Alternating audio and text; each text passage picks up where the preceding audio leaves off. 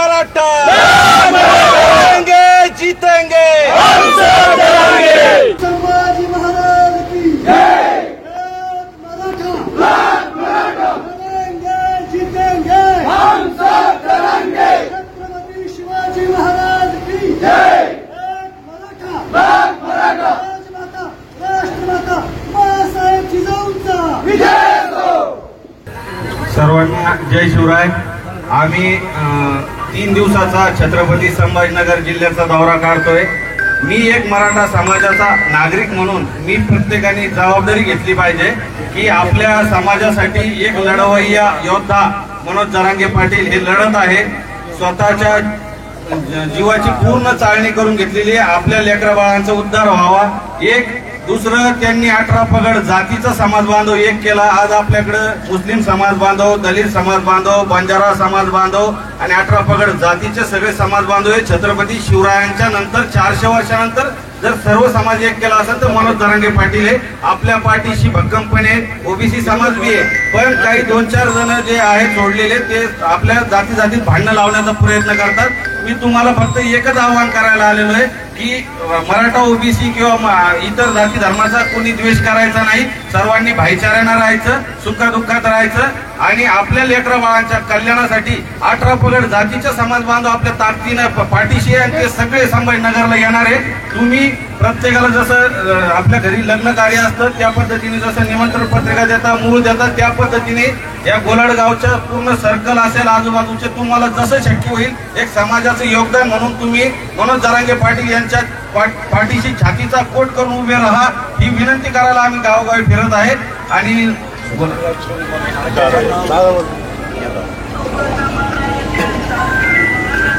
आज आपल्या इथं आमंत्रण द्यायला आलेले सर्व समाजाचे प्रमुख कार्यकर्ते गोलडगावला येत असताना महत्वाचा विषय म्हणजे आपले खूप जवळचे पाहुणे ते असताना देखील आज छत्रपती शिवाजी महाराजांच्या पुतळ्यासमोरून आपल्याला आमंत्रण देत आहे। मित्रांनो, मी तुम्हाला एकच विनंती करतो की अत्यंत महत्वाची लढाई इथून मागच्या काळामध्ये आपली झालेली आहे आणि जरांगे पाटलाच्या अनुषंगानं या शासनाला एवढी मोठी चपराक बसलेली आहे। तुम्हाला मी सांगतो हे अख्खं शासन अत्यंत बहुजन समाजाला, मराठा समाजाला भिलेले। या संधीचा फायदा मराठा समाजाने मोठ्या प्रमाणात घेणं गरजेचं आहे आणि त्यांच्या पाठीशी खंबीरपणे उभं राहून आपण जर का हा विचार केला की एक लढाई आपण लढलो तर 100% आपण सगळेच्या सगळे ओबीसी मध्ये गेल्याशिवाय राहणार नाही। पाहुण्या, मी तुम्हाला सांगतो की गोलडगावचे प्रूफ भेटलेले, वायगावचे प्रूफ भेटलेले, गोलडगाव जवळजवळ 100% ओबीसी मध्ये जाण्याची शक्यता आहे। एक मराठा लड़ेंगे जीतेंगे हम सब लड़ेंगे। हे फक्त एवढ्या आंदोलनामुळे झालं। हे शेवटचं झटका आपल्याला या गव्हर्नमेंटला देणं अत्यंत गरजेचं आहे। पक्ष, जात या सगळ्या गोष्टी बाजूला ठेवून भाऊ तुम्हाला मी सांगतो आमच्या गावामध्ये पहिल्या दिवसापासून या लढाईमध्ये सहभागी झालेले फक्त मराठीचीच मंडळी नाहीये, तर आमचा एक माजी सरपंच जो चर्मकार समाजाचा आहे प्रत्येक आंदोलनामध्ये सगळ्यात पुढे। सर्वांना जय शिवराय।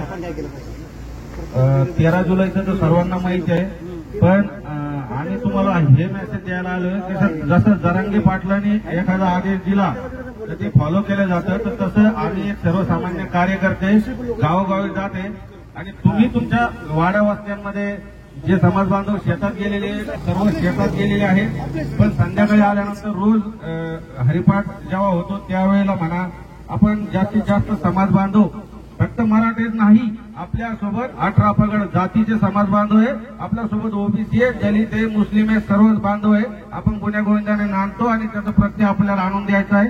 तर सर्वांनी यायचंय आणि मला त्या नावाबद्दल म्हणायचंय, तुमचं जसं नाव आहे गावाचं पिंपळ खुटा, तर जर मनोज जरांगे पाटलांनी सांगितलेलं आहे की या सरकारनं आरक्षण नाही दिलं तर काय ठोकायचंय, तर त्याचं जास्तीत जास्त संख्येने तुम्ही येऊन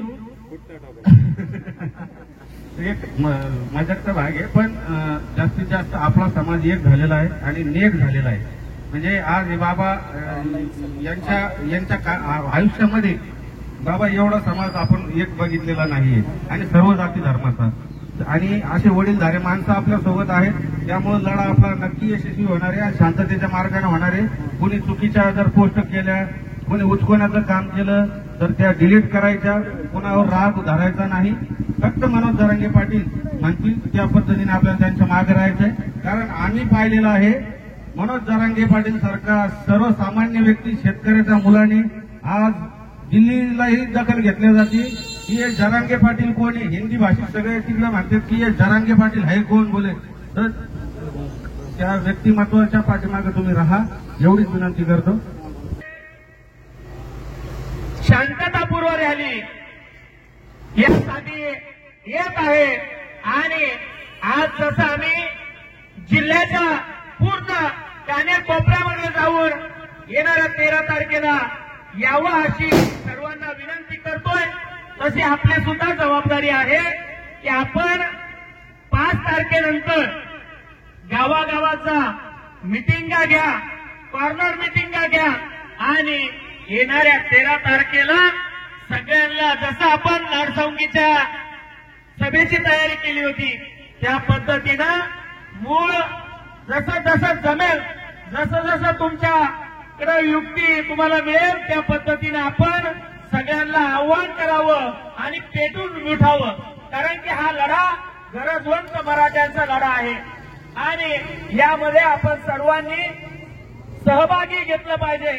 पक्षाचे जोडे पक्ष या सगळ्या आपल्याला बाजूला ठेवावं लागेल आणि समाजासाठी, मराठा समाजासाठी, मराठ्यांना, गरजवंत मराठ्यांना आरक्षण मिळावं यासाठी आपल्याला ताकदीनं येणाऱ्या 13 जुलैला छत्रपती संभाजीनगर येथे यायचं आहे असं आव्हान आम्ही सर्वांच्या वतीने आपण करू. अखंड मराठा समाजाच्या वतीने करतो आणि थांबतो. एक मराठा.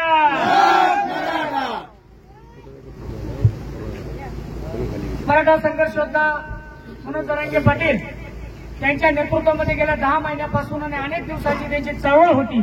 मराठ्यांना आरक्षण मिळावं, या आरक्षणासाठी अनेकांनी बलिदान दिले. त्या गोष्टी आपण बोलणार नाही. फक्त आपल्याला एकच आता महत्वाचा मुद्दा म्हणजे 13 जुलैला छत्रपती संभाजीनगर क्रांती चौक येथे लाखोच्या संख्येने या ठिकाणी जमायचं आहे. जसे अंतरवालीची सराटीची सभा या ठिकाणी गिरीश बुकामध्ये नोंद झाली तशी त्या सभेची नोंद झाली पाहिजे.